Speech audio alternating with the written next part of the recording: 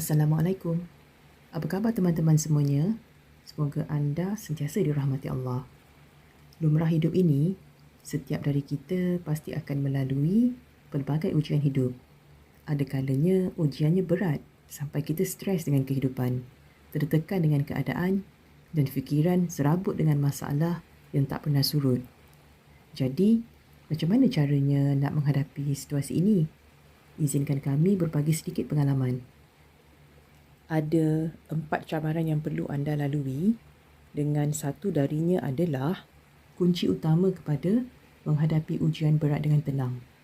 Tapi sebelum itu, jangan lupa subscribe dan aktifkan loceng notifikasi supaya anda boleh terus raih manfaat dari masalah yang anda hadapi. Okey, sekarang seperti apa cabarannya? Cabaran yang pertama, redha dengan takdir Allah. Dalam hidup ini, sesuatu itu berlaku hanya kerana ia telah ditakdirkan Allah. Setiap kejadian itu pasti ada hikmahnya. Pasti ada kebaikan di sebaliknya. Tidak ada kejadian yang sia-sia dan takdir Allah itu semuanya tepat.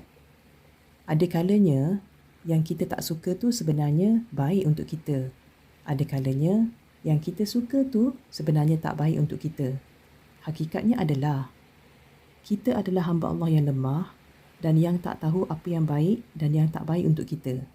Lihat saja kepada kesilapan yang telah pernah kita lakukan di sepanjang hidup ini. Kalau kita tahu apa yang baik dan yang tak baik untuk kita, sudah pasti semua kesilapan itu kita elakkan. Betul tak? Hanya Allah yang maha tahu apa yang baik dan yang tak baik bagi kita. Cuba anda lihat surah Al-Baqarah di ayat yang ke-216.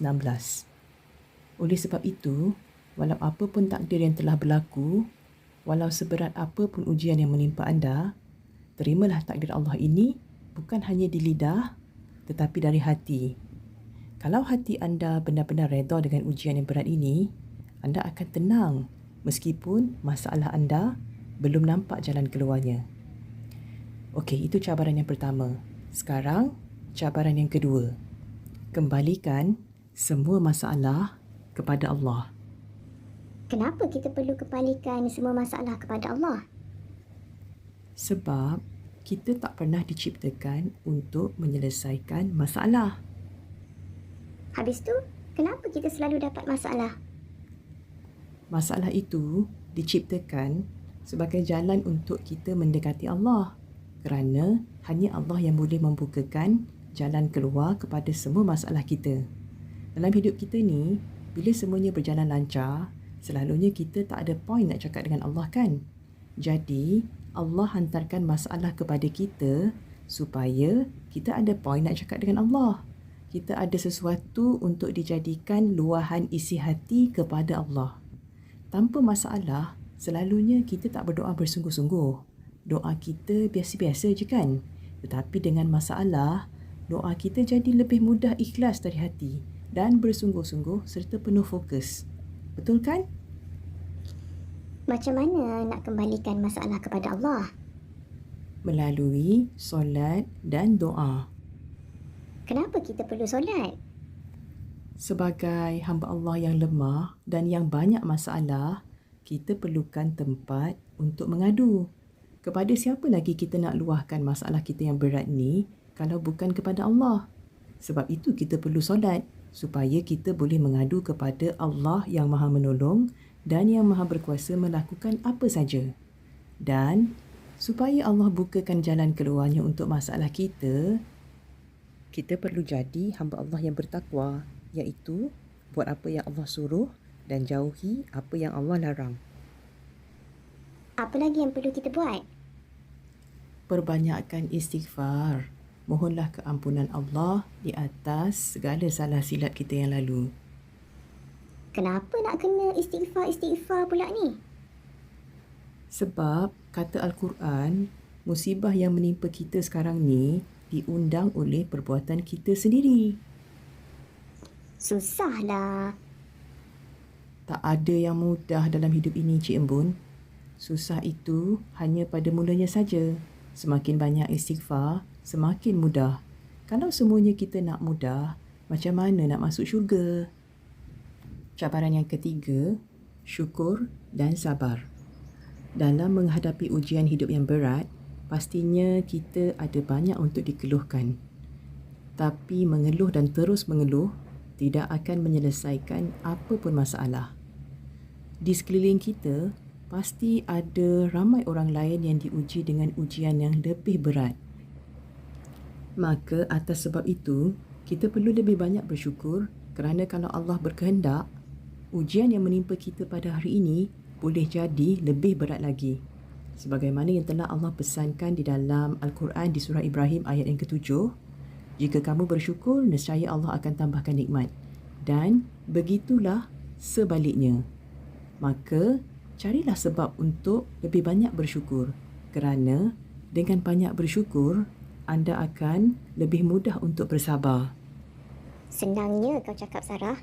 Bukan senang nak bersabar bila ujiannya berat tau. Kenapa kita nak kena sabar-sabar pula ni?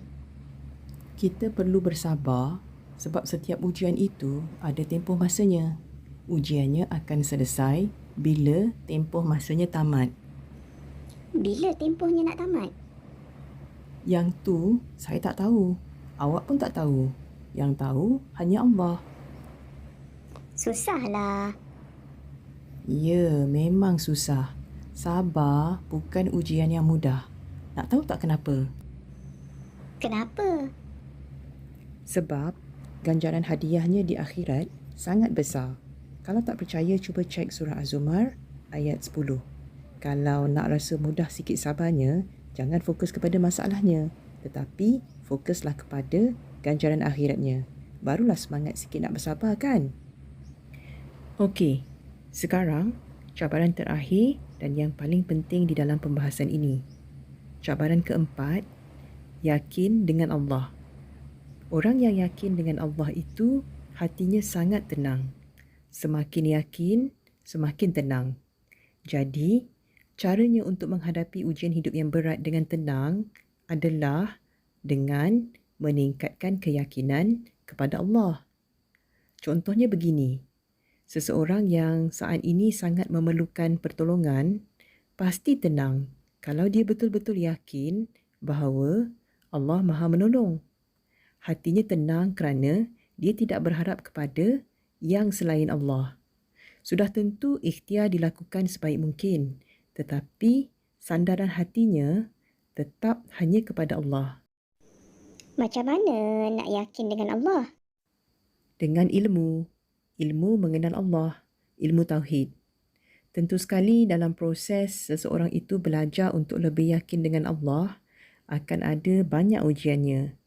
Proses ini memerlukan masa dan kesabaran, tetapi hadiahnya sangat besar kerana ketenangan tidak ada nilai harganya. Ketenangan tak akan boleh dibeli dengan wang.